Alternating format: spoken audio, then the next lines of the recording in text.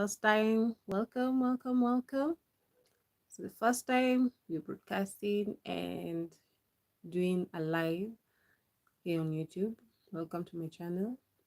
I'm with you, Wincat. Let's start off with the year that was 1991. On 4th of July, 5 a.m. in the morning, baby girl was born into this world and the cries were heard for the first time. And that was me. Um, and then that same day, she was also faced the first rejection here in the world, and that was by her own father. He said that is first look it looked at me was like, oh, she has dark ears and they're not popped out like how they are. These are testaments for my mom's truthness. She says that, not me. Um, well, my mom, at least she had a support system of my grandfather, my dad's dad, who said that I believe that's my grandchild. And then after 2 weeks, my ears popped. This long ears popped. So it was a true testament of my mom saying the truth that I am my dad's daughter. Then after maternity leave, I was born in Karatina town, which is in Nyeri. We stayed there with my grandparents. Then when near to the end of the maternity leave, we came back home where she used to live. They used to live in Umoja. I don't know if it's phase 1 or phase 2. And um, we stayed there until I was around 8 months.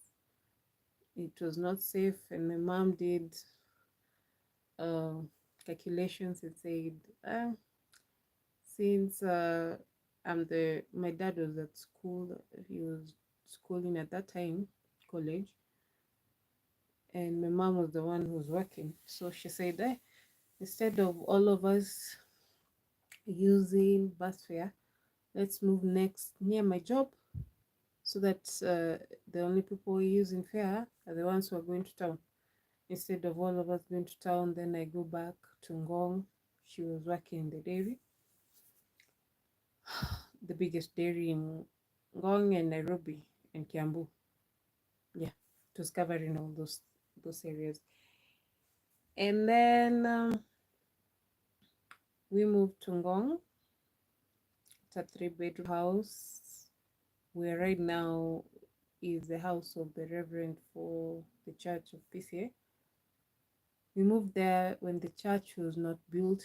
It was just a temporary structure, a small one, with big compound. So we stayed there. So that's where my first years experience. Even people say, don't say you were not born in Ngong, because I came to Ngong when I was in 8 months old.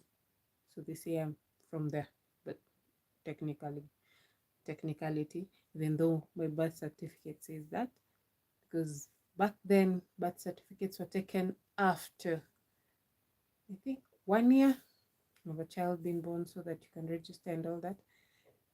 In the hospital I was born in was closed down, so yeah, my mom had to change the place of birth. Was in Ngong. So yeah, I came to Ngong when it was more also a forest. And then it was the simple times. Right now, if you see it, it has grown. The only child, and then we're living my parents and I, and my aunt, my mom's sister, moved in with us while she was schooling in college, Kenya Poly. And yeah, so then we had a nanny for me. Now here is where some things started going weird. It's going to be triggering to some people, child endangerment, you might say. So according to my mom, while she was going to work, I was crying endlessly and I was not feeding well. So she started wondering how come I'm just crying and I was not a crybaby. And then um she was like, this is not going well. Think she's not feeling well, so the next day I'm going to prepare her and take her to hospital. So the next day came. Okay, this is a story. My mom loves telling this story. It's embarrassing, but okay, it's not okay. For now, I am embarrassed, but it was not my fault. So the next day, when she was preparing me to dress me up so that we can go to the hospital, she noticed a lump on my left breast area, and she was perplexed, like, what is this? This is not normal. She asked the nanny.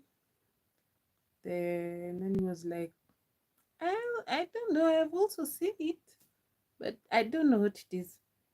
But my mom asked her, why didn't you tell me there's something like this? So she was like, I thought it's her body. I was a chubby baby.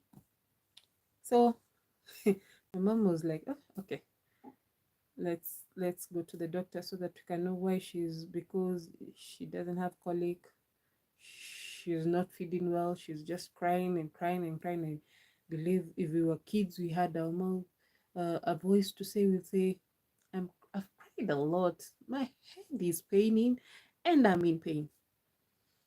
So when she went to the hospital, she went to Kenyatta, the pediatrician.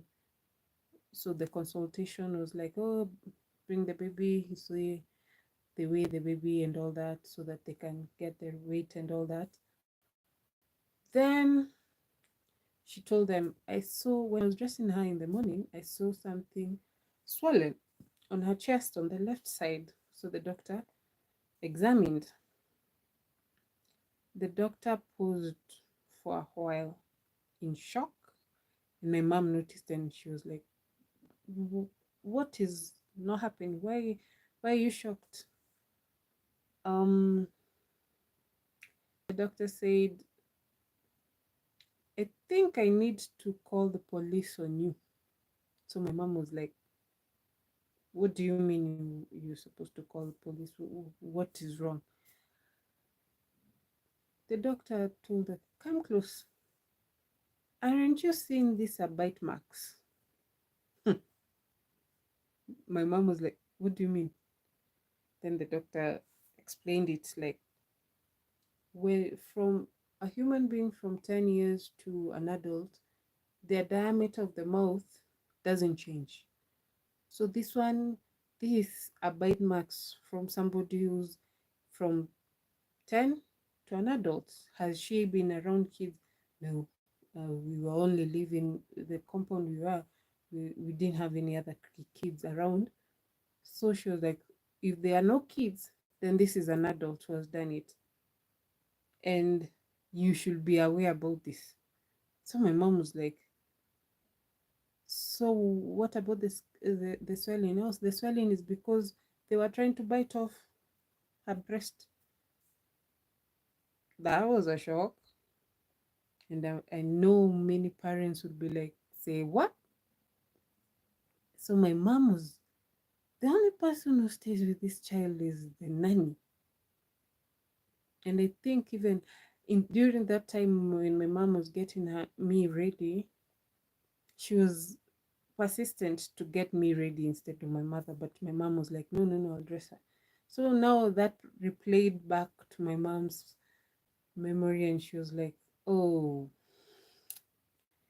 this lady wanted to do some harm to my child. So after that, the doctor gave antibiotics, the pain, and showed my mom how to press so that the swelling can go down. But my mom was so pissed. And after the hospital, came back home, she didn't want to know if the lady will ask her for her payment. She just told her, pack your things, and I don't want to see you here or near my house or near my child again. You need to leave. She didn't even resist. She she has, like, in a quick phase, packed her things and left. We have never known. Later on, my mom told me that she passed on. I have no idea. And I told her, I can't remember her, so my memory will not. And they also, my memory is good, but then that one, I think I blocked it. But I was still young, I was 8 months. After that, I was in a house full of adults, so my mom got a phobia of hiring any other nanny. So she used to take me to her workplace, and as she was working, I was around her work. Then there was a sweet, nice lady who became an adoptive, an adoptive mother figure for my mother and my grandmother, because my grandmothers lived far. So she was like, because I also have a niece who sleeps here, you can bring her, she can stay. I can watch over her as you work, and then you come in the evening and pick her. The first time my mom was reluctant to leave me because of what had just happened, but because of work pressure and all that, and this lady, she had known her for a while, so she was like, okay. So I used to sleep at a shop. She used to sell machetes, cowbells, goat bells, sheep bells for security for the livestock. She had a shop on that side, and then her daughter had a saloon on the other side, and then there was a room there we could sleep. So we used to sleep there, and she used to cook for us and all that. So she raised us. Yeah, she's passed on now, but I have fond memories about her, because after, when I started schooling, they used to go and visit her, and she'll give me money to buy something to eat, or even give me food that she had already cooked, and we'll stay there and talk. She liked listening to kids. She was that homey. Um, then, oh, I've skipped a lot. That was by the way. Uh, we started school. I was taken to school early at the age of 2 years. But before that, my grandfather, my mom's dad, gave me a gift of a cow. That was my best friend. I used to run around. We had a huge compound. So I used to play around with that calf. It was fun. I remember that. Uh, I can also remember um, my dad's cousins used to come and live with us while they were schooling in Nairobi. So you see how traditionally, if you live in Nairobi, you're the go-to hosting for people from back home when they're studying, or even to show them around if they come visiting. So that was our home. Uh, After that, uh, after 8 months, 1 year, I turned 1 year. Then onwards to my 2 years, um, my speech wasn't coming. I was not speaking fluently, so my mom worried that I'll not develop my speech well. So she took me to school early, the age of 2. The class I entered was the first class of that school, and now it's still standing. It's Greenyard Junior School. He was in the class. Our class teacher was Mrs. Pomela. I have no idea where she is right now. Uh, we were in close, and that's where I met my best friend. And actually, we're still close up to now. So studied Greenyard. We started with nursery. We slept a lot. So when I started school, my mom used to pick. It was either my mom or my dad picked me after schooling. Whoever came home early. That time there were no phones. It was only landline. So you can imagine. you had to trust the process, so you be on time to pick the child from school. We used to wear a red dress with white collar and a black sweater and white socks. Still, they changed. No, they still that's still the uniform up to date. Mm, I studied there. That's from nursery, then pre-unit 1, then pre-unit 2. I was a sharp girl, so I used there's a at the final class 1, I did up to class 1, and that's when, because that school was just ended at class 1, because it was just new and we were the first class, so other kids came later on. But afterwards the school has grown. Now it goes up to, used to go to class 8 until now the changing of the system. Now is it to grade 7 or something? I've not caught up with that yet. We used to have plays, we used to have movie entertainments. We watch cartoon movies. That's actually the first place we saw Snow White, the Seven Dwarfs, and then we watched Lion King. Cried every time. By the way, I watch Lion King, I cry. The old animation, not animation, cartoon movie. Um, then from there, I remember the first class 1. That's back in 1995. No, 96. That's we had already moved from the place we were staying to another place, plot. Now because the church had bought, now the church was extending and they wanted to build, the structure that is there now. And also the reverend who was coming in wanted a home next to the church, so the house that we are living, that's now the house that became for the reverend. So we moved to the neighborhood called Scheme 305. And then we I got the first, so my cow had already grown, it was big now enough. We had to sell the cow because now we didn't have more space for running around. That was sad, but now she fed a lot of people. That's triggering. Uh, then I can remember. Uh, that's the year my mom. Uh, she was pregnant with my brother. The one follows me. Okay, there's no other one who follows me except him. Uh, I remember when my mom never hasn't. She tells us now that we're grown that she has not experienced labor pains. She just knows the baby is coming and she goes to hospital that time. Which is I hope to experience that one day. Uh so my best friend mom had a cafe that we used to go and hang around. So when my mom was going to hospital to have my brother, after school they insisted I go back with my best friend and the mom, because my mom was not around and my dad was working.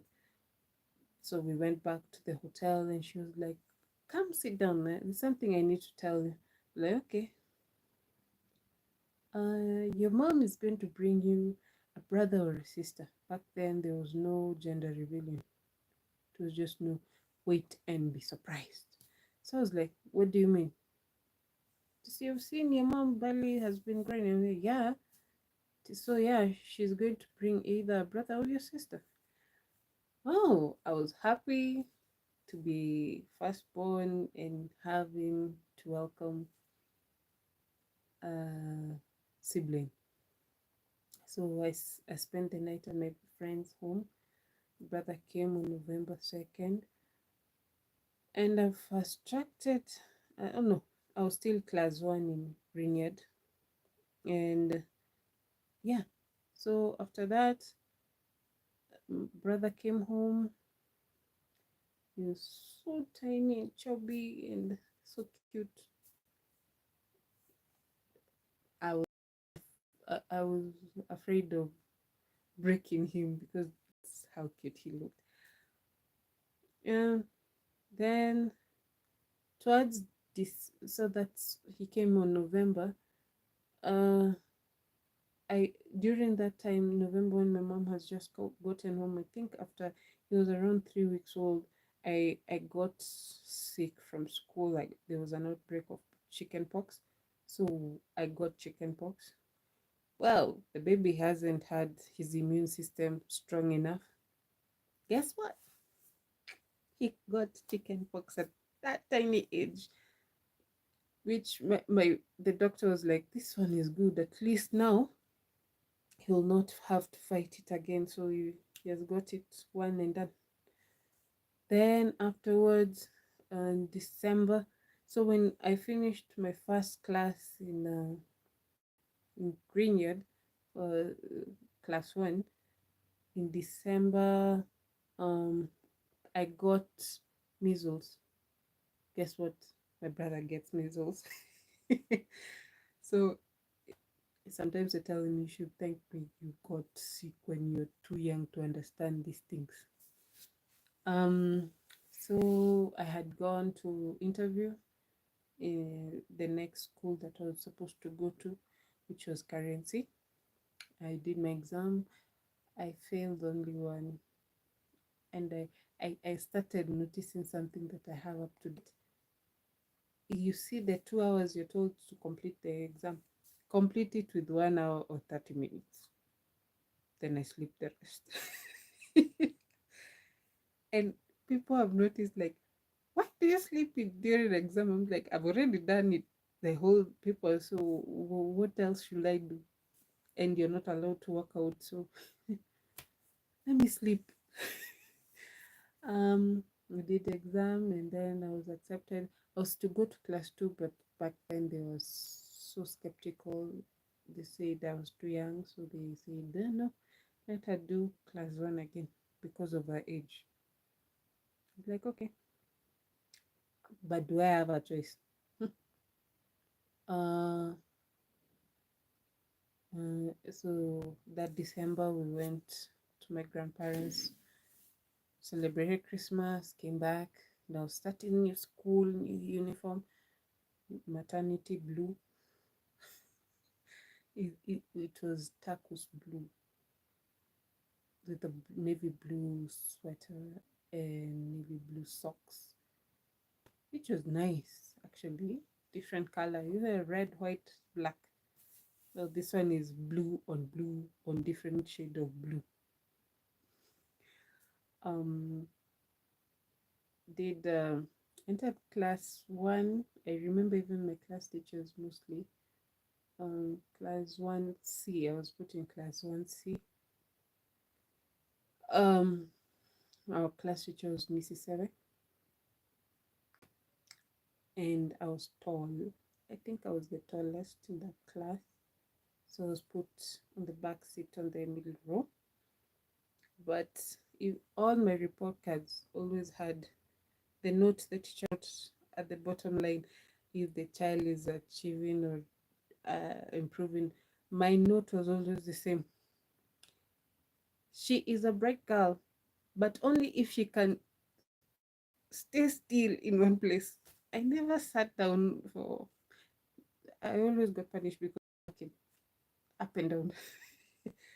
But anyway, instead noticing, uh, she doesn't bother anyone. I don't talk, but I don't sit still. I I, I hate being put. I just sit, which is ironical because right now I have to sit when I'm walking or going to site and all that. Um, class one, things started happening back home. It was not that stable. My dad will come home drunk and then beat my mom up. So sometimes I will not like coming home.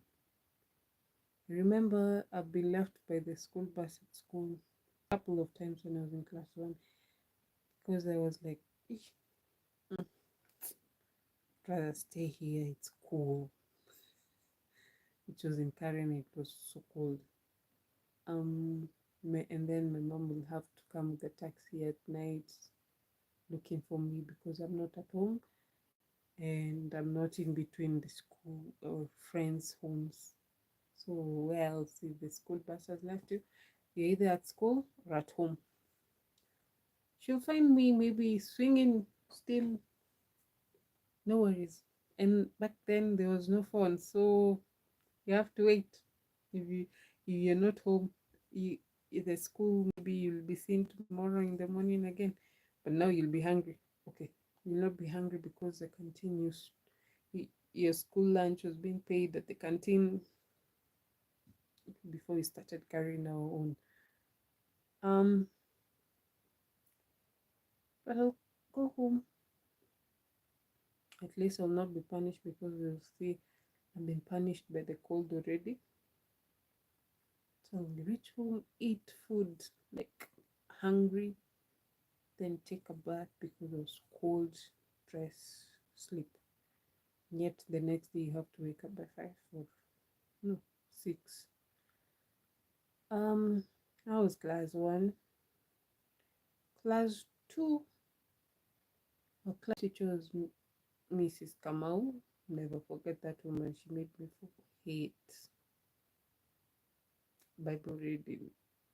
She used to force down reading the Bible like it was like a chore. You had to know all the prayers. She was a staunch Catholic.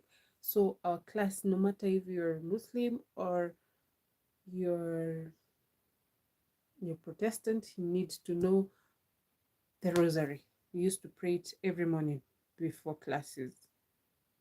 Whew, that was a hard year for me because the grandfather was so close to my mom's dad, passed on that January. We laid him to rest, and I don't know, things just spiraled. I got a boil, a big one on that side. At least my hair filled it up. I don't have a bald spot. At least I have a big forehead. Um, so that year, then we had the previous year we had to strike our school because our headmaster was being transferred and we didn't want him to leave. He was a good teacher and he used to push for us to excel and do well. Was Mr. Kahangi. We used to say the slogan was no Kahangi, no school. Even appeared at the papers and TV.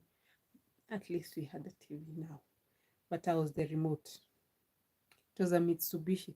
I don't even know that people recall that Mitsubishi had produced a television set. So yeah, and class 2 was difficult for me. My grandfather passed on, and I had a dream of him passing on. We were sitting in the clouds and talking. Sometimes I have dreams of talking to him. That might be weird to some people.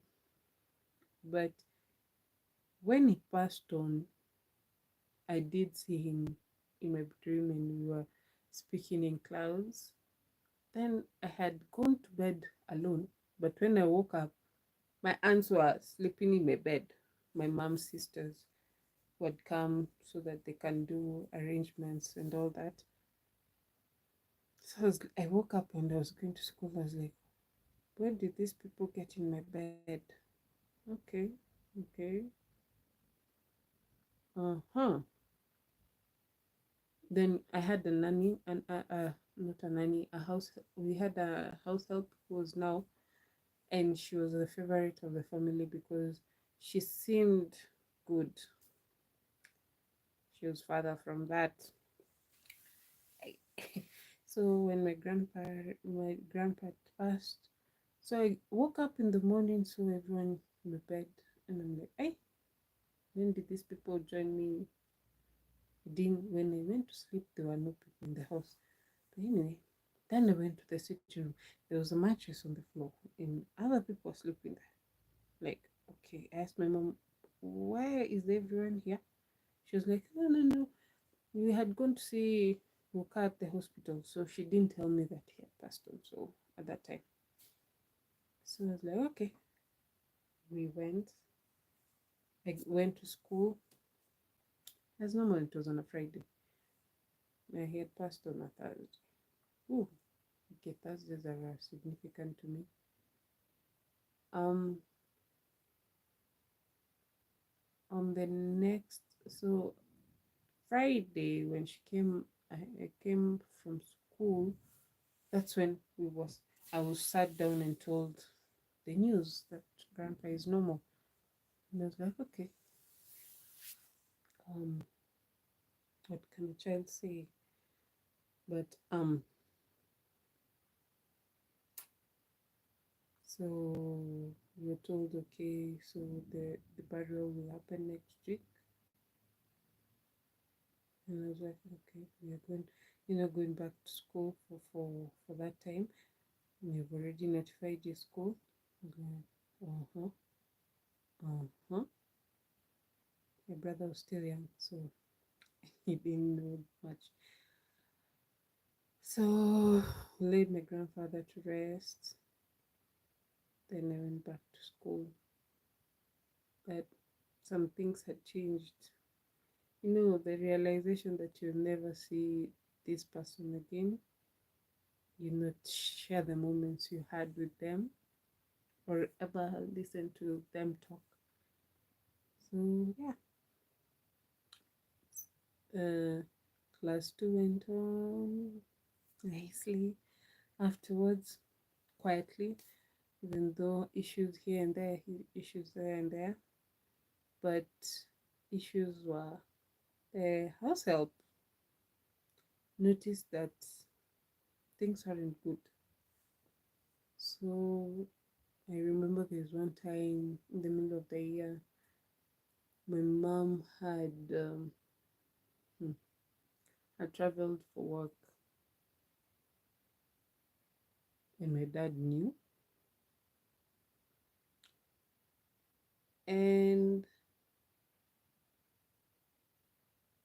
the house help took that opportunity and ran away in the middle of the night because her husband, the previous week, her husband, we didn't know she was married, that she had run away from her husband's house. So her husband came looking for her. That day she wasn't around, so we told the husband she's not here yet, come another day. So when she had that, I think now that's when she prepared, I don't know if to run back home or where she was going. So she ran home and left me in charge of cooking. And I was only 8 years old. I knew how to cook ugali by then because this house help used to make me do the house chores and still and pretend that she has done them and play good good issues in front of my mom's family, so they loved her. I didn't like her. And I used to tell my mom, I remember that time I used to write small notes and leave it in my mom's bedroom in her wardrobe, and she has actually saved them. She still has them up to date. I was like, oh, okay. I found them. There's a time we were just uh, arranging her stuff, and I found them. I was like, you still have this? Yeah, I'm not throwing them away. So she could not fire her because she was stressed out about work. And later on, she said she confided right now about some issues she was going through. But looking back, I'm like, wow, we have gone through a lot with my mom. Then after that, to That was 1998. That's when the bomb blast happened. It was a sad day for our country. And then I finished class two, at least I passed that exam. I got out of that class of first. I'm a Catholic, but that was too much. For children, that was too much. Uh, then we entered class three. That's 99. Yeah, that year was. Whew. Um, we had my mom had employed a new house help who had lied on her application that she was of age and she wasn't. We, she had an ID, so my mom thought, okay. Back then, people would take ID when they were way younger, like 17 or 16. So when she was employed by us, she was around 16 or 17. So she didn't know how to cook, first of all. I remember, our traditional mokimo. Mokimo is mashed potatoes with maize inside and uh,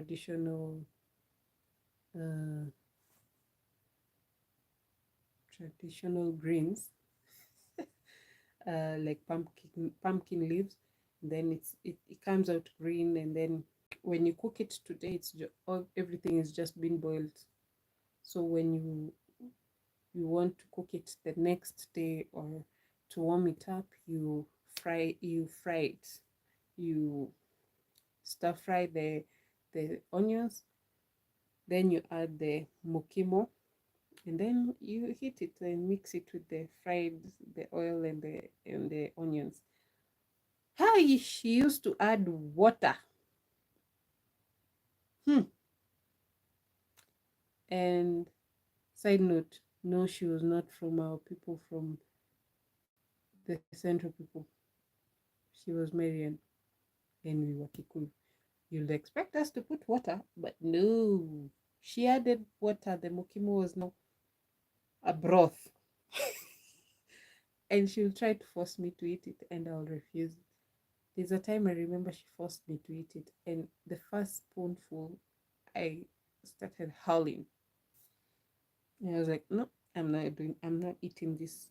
Tell me to cook, I'll go and cook, but this one, mm-mm. She was like, no, you have to finish it. And then she's adding the food. My brother has refused to eat. So now she adds his food on my food and forcing me to eat. Um, I've been taught, because of what I've gone through before and seen what my mom goes through, I've become a fighter. I'm not going to do something that you're forcing me to do. No.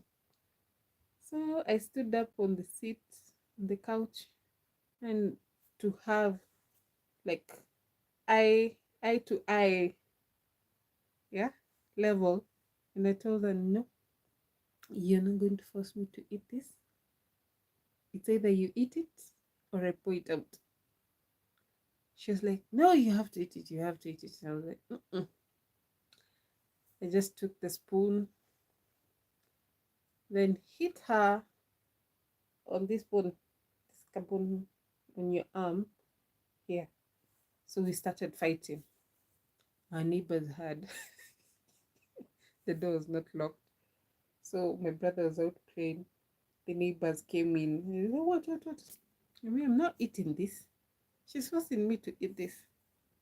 So the neighbors separated us, and I was like, no, so you guys need to calm down. You know, your mom is not, she's working, and this one is not going to be too good to find you fighting with the person your mom has left in charge.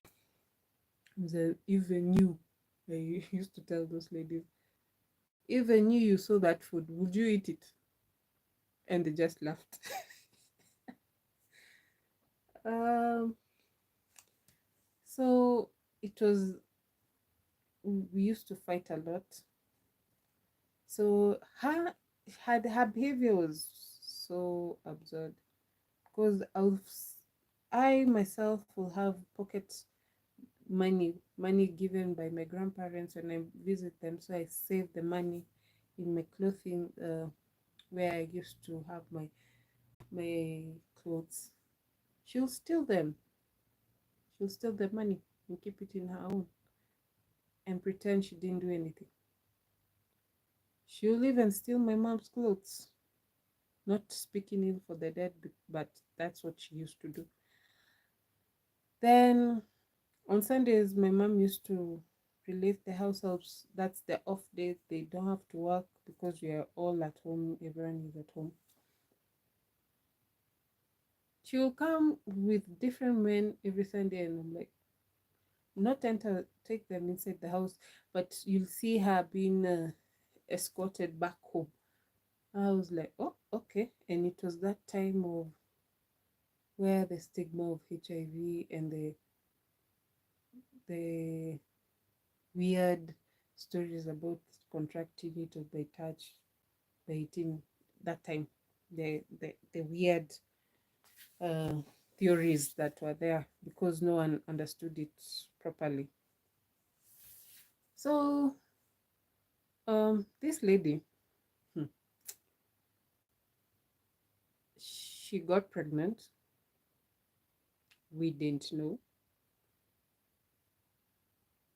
um went to school. My mom went to work. She left her doing laundry. My dad went to work. My brother was still young. He hadn't joined school yet. This lady, hmm, after breakfast,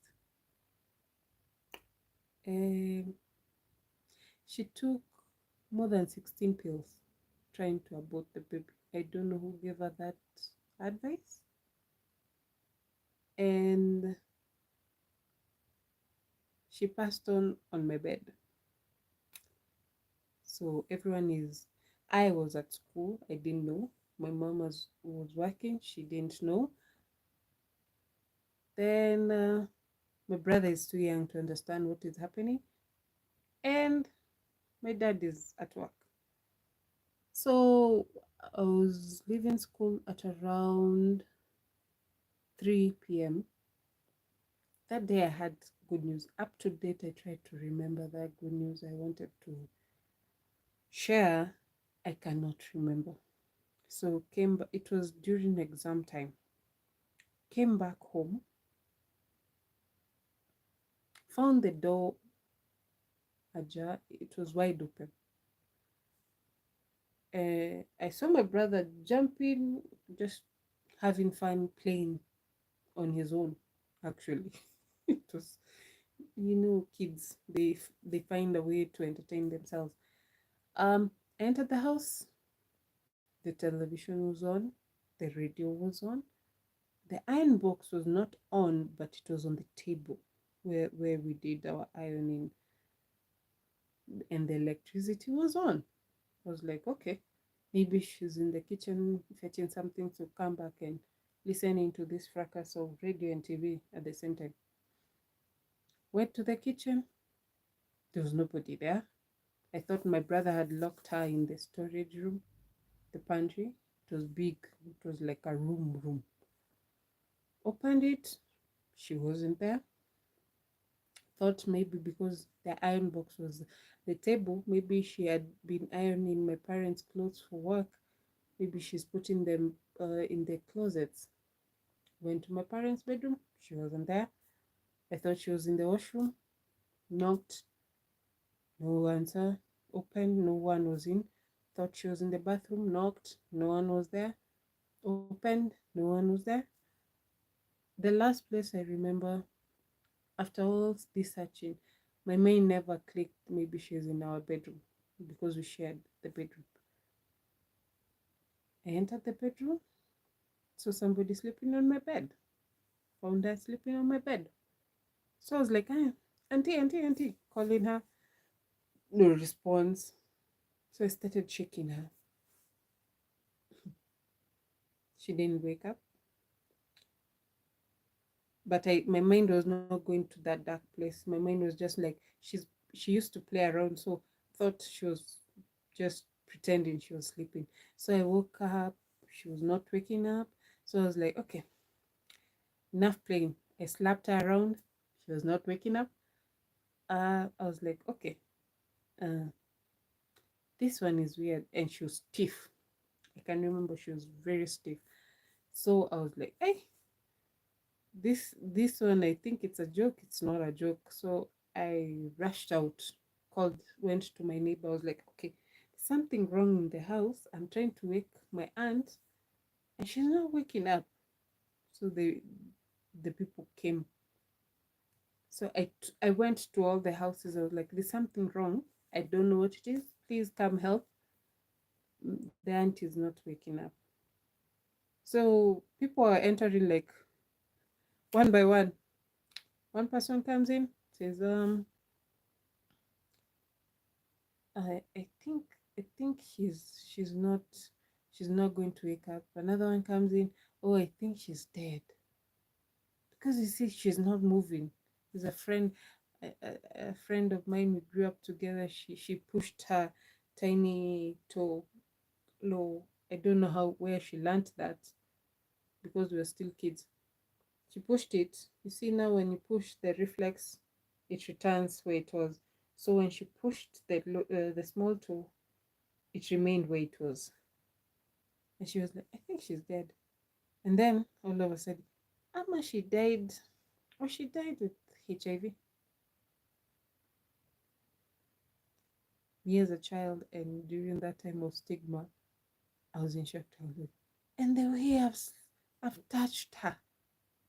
They're like, yeah, I don't know. So finally, one of the neighbors, the mother of the mother said, see, you have a friend doctor who's your mom's friend. Yeah, she go fetch her because she lives near. Without asking a word, went to. I haven't changed. I'm still in my uniform, my maternity turquoise blue, and I had removed my sweater. It was in the bag, so the bag was in the couch in the sitting room. So I was just, because of all this, I was very anxious and I was very worried because now we cannot have that time. That's now, I think that time my mom had a phone. The first ones, my mom had Siemens and my dad had Sagen, the big ones. So went fetch the doctor. She's my godmother, but instead I found her husband, who was also a public. He was a doctor. So I didn't even say hi. I was like, okay. He saw my face and he was like, what's wrong? Like, there's something wrong at home. Please come right now. He followed me without even asking anything. Followed me back home. So when we were there, so now all the neighbors have gathered around our door outside, and they're just waiting and having all the speculations of maybe what has been happening, what has happened. So when he came, one of the neighbor dads was like, I'll show you where she is. And the dad was like, don't let her in, not to let me in. Because now I want also to know what the doctor will say. But my curiosity was stopped. I don't let her in. So adults, I was short, but not short enough. So people are talking above me with all the speculation and waiting to hear what the doctor will say. So when they were busy talking and trying to figure out what is happening, I snuck in, followed the doctor and the neighbor's dad. When I found him examining the house help, he said she died 8 hours ago.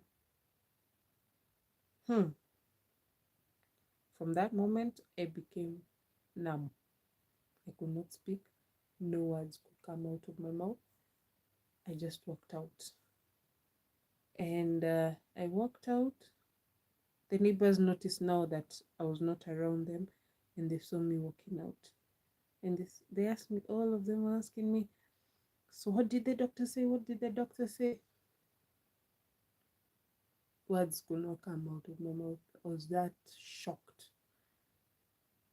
And later on, the doctor came out and the neighbor's dad, and they said, we need to close the house and wait for the owners of the house to come, because now this is a police case. So you can imagine a child who's just had the person she was touching, she was trying to wake up, was already dead long before she knew. So they delegated on how where I will stay. I went to the neighbor. The dad and the mother were there, and the children had grown together. I didn't even have a sweater, so it was cold. It was already, it has reached around 6 in the evening. So where I went in the house, I didn't even go to the washroom from then on. That just shocked me.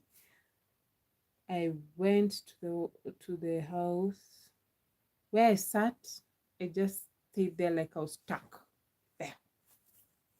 I was given a jacket from the sun, so I was just arms folded. They were watching TV. I didn't even get interested to watch the television. My mind was just playing. She died 8 hours ago. She died. She passed on 8 hours ago. She passed on 8 hours ago. Then my mom came home, which is very interesting. She came home, according to her, she came home, found the windows were not shut, and it was around 8, even 8 p.m. The windows were wide open. The electricity the electricity was on. She knocked the door, no one was answering. So in her mind was like, okay, maybe they have gone out, or the house help has left my kids, and my kids are turn neighbors.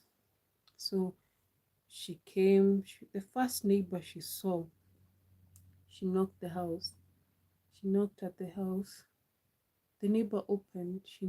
My mom wanted to say hello. The H word came, ha. The lady was like, your children at the other neighbor's house. So my mom was like confused, like, why did she react like that? And she didn't even say hello, or she didn't wait for me to greet her. Okay. Maybe it's the first theory I have, that the house help has run away and left my children.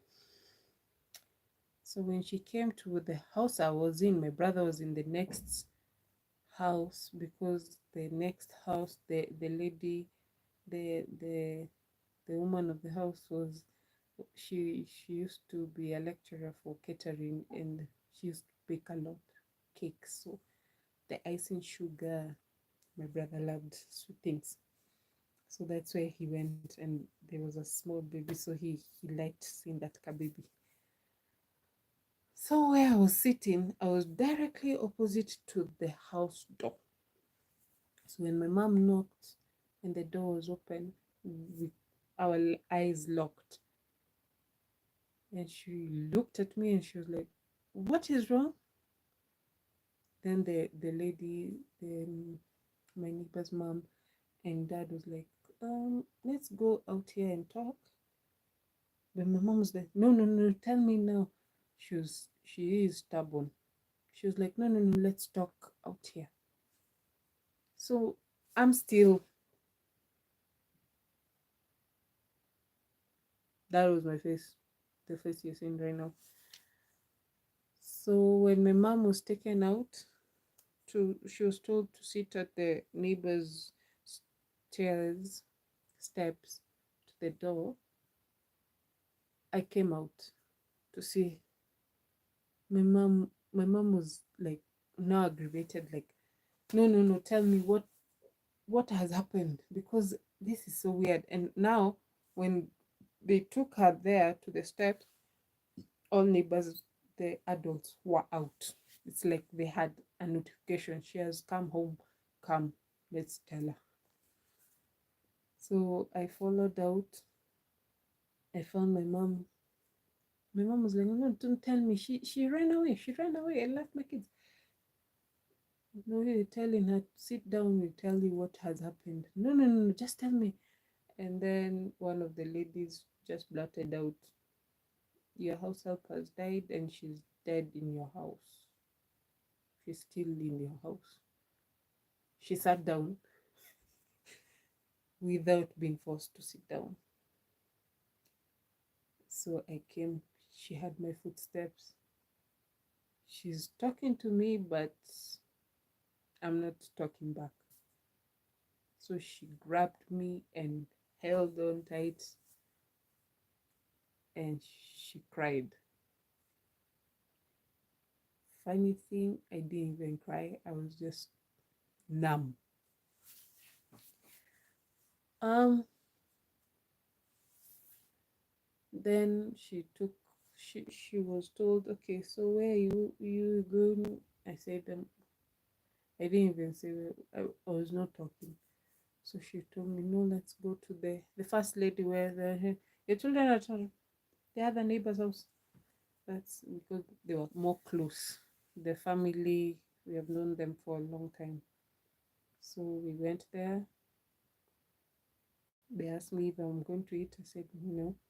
I was just, my answer was just like this. It was either no or yes. No words. So she asked me, where is my brother? I was just pointing. So she knew where my brother was.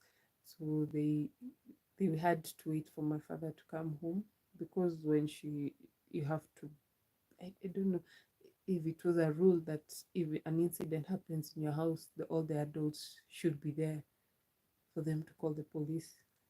Now this time it's now at around 9 p.m.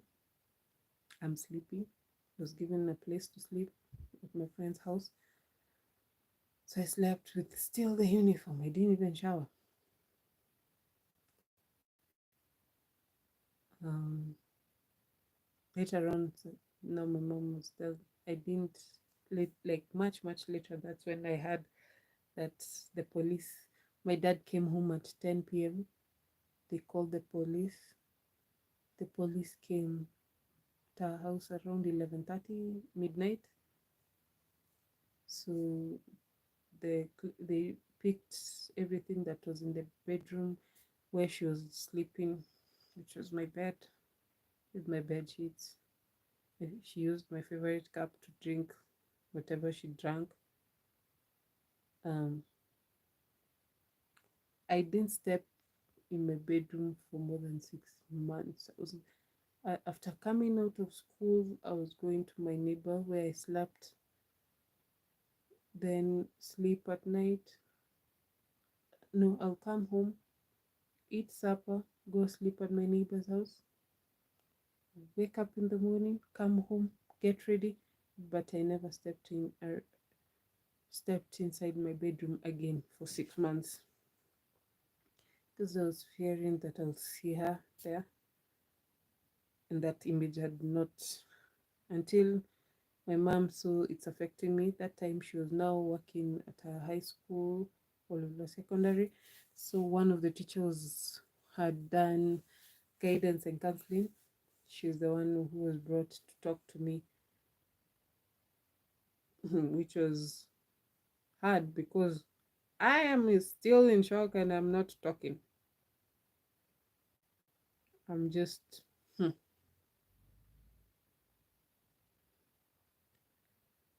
um but much later I started talking and saying, so I talked it out. Some things children are going through trauma, they keep it to themselves or don't have that help of dealing with it. And then it comes to bite them when they're adults. I think right now I thank my mom that she saw there is a problem and she can't help because you can a doctor cannot treat themselves, they need help. Her, she has been doing counseling for a while, so to counsel others. So it was rightful so to ask help from another counselor to do it for their child. That's why psychiatrists cannot diagnose for themselves what they're going through. That was when I was 9 years old. And afterwards, there was my mom hired a house help who actually helped me to open up because she had just completed. So this was happening for the 6 months I was not talking. It was from around May. I think she passed around May. Yeah. So by November, there's another house help who came. She just finished her form 4. She was young, vibrant. She's still family friends with my family to date. Even now, she has her own family. And yeah, she helped me come out of my cocoon of worries and shock. Even the teachers in primary school had noticed my change because I was a talkative. Like I said, on my report card, she never seems to stay in one place. Nowadays, I'm just sitting there like numb. I was being asked questions and always the first person to raise my hand. No, I was not my normal self anymore. So the teachers were worried. They asked for my mom to come to school, and my mom came and explained to the class teacher that I'm going through something. She actually explained what had happened. So my mom was like, okay, um, that's happening. Hmm. Yeah. So the new lady who stayed with her, actually, she helped me a lot. That time even my dad stopped his abuse on my mom a little bit, because at least it was we were all shocked in the whole family, like something like that can happen in your own house. So later on, when they did the autopsy, they found that she had taken 16 pills trying to remove the baby, and then it backfired on her. And on that, when the autopsy was being done, that's when because the girl's family had to come so that they can know what transpired, because that's like a civil case. If they needed to sue, they would have sued us. But now it was found out that it was her. She had bought it because the investigation showed how her friends confessed that she had bought them, trying to get rid of her pregnancy. Hmm. And class four now, things started becoming normal. That's now when I was 10 years. My class teacher in class 4, class 3 teacher, class teacher, I forgot her name, but she passed on later on when we were still in school. Um, no, she passed on when I was I think class 6 or 7. But now class 4, our class 1 teacher, Mrs. Sarah, is now our class 4 teacher. So class 4 wasn't very much eventful because that's that's when I discovered writing poems and writing songs. My first song was a gospel. I was into singing gospel. Actually, that's where I was thinking I would start, but so his such his life showed me a different direction. Um, uh, I was just that was my way out. Like after counseling, the counselor told me you need to keep a journal to write about your emotions so that I can have a way to deal with them, and also it helps you to remove it from your system instead of clogging it up, because it might come out in a different destructive way later on in life. But now that's where I started. Either I was drawing or writing a poem or writing a song, and that's how I became good at drawing more and more. Um, so class 4, that was my start of tapping into my creativity. I was also doing making jewelry from Masai beads. We call them Masai beads. I used to my mom's old sandals, Masai sandals. I'll cut it out and then make beads with it.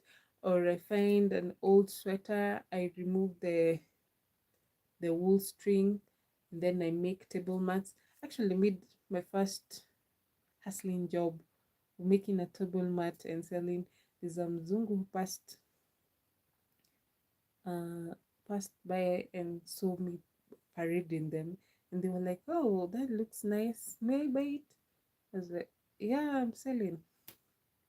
Made my first 1,000. That was back in 1990. That's 2000. Wait, 98 was class two. Yeah, 2000. I was given 1,000 shillings. Hey, bought a lot of sweets for 200. Then I saved the 800. I started saving, but every time I tried to save, mm-mm. So this the house help who came after that incident stayed for with us for 2 years. Then she went because she was going back. She was getting employed so that she can have get paid to save the money for going to college, which is good. Um, Back then, I remember people used to when they finish form four, they'll go for 1 year working so that they can have money if, in case they need it for hostels or extra to pay their school fees. At least they have made money and saved about it, even if they're paying from help and all that. So my dad became more drunk,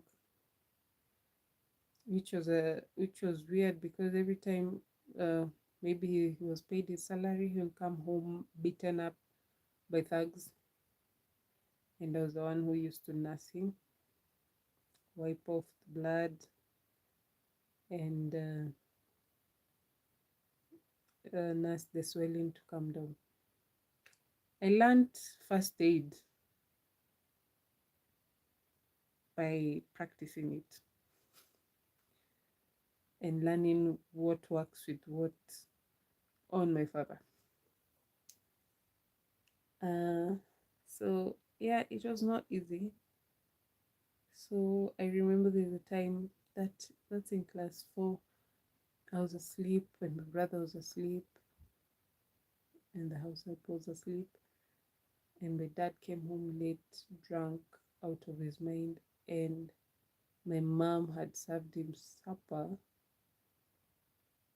Then all of a sudden I heard the plate crash and my mom scream. I woke up,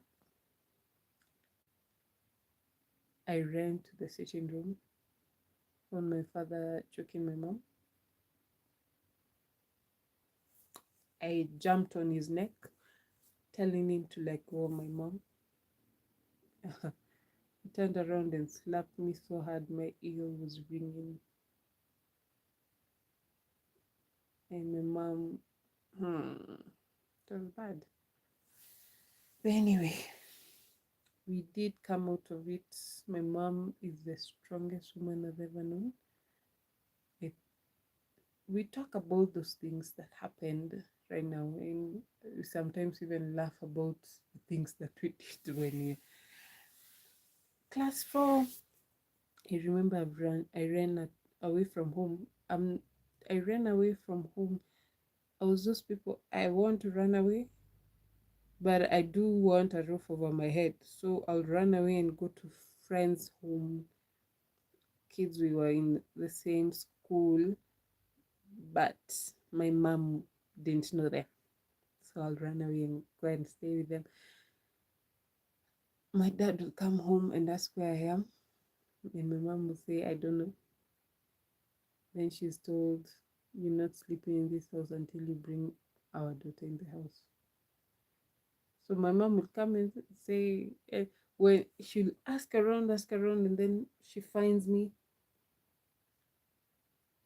and she says, "You know what the trouble you're putting me through." I think that's when I stopped actually running away, because now if I'm running away and my mom is being punished, then what is the purpose? Um, class 4, yeah, good here and there. Class 5, I think I started, my temper started coming out. That's when I was 11 years old. Um, I remember there's this guy who used in our class. He used to poke me, like try to rile me up or to see my reaction. I think that's the best way to put it, because every time I'll walk away or just keep quiet. But sometimes I'll be like, you really need to see me go ham on you. um, class class 5, our class teacher was Mrs. Omboy. Still friends up to date. We meet sometimes in town. We say hi to each other. She was a good teacher. She actually now in her she was in charge of first aid. So in her class, I was a class prefect. She taught me about first aid. But that's the year the other classmate who was also the prefect passed on that year. And he was a very good friend of mine. That hit me really hard, really hard. Um, yeah. So that's my childhood from 0 to 11 years. Next time we'll talk about preteen. Preteen from, I think 12 is also teenager. So that's when I'll start from 12 years mhm, onwards. For now, I say adios.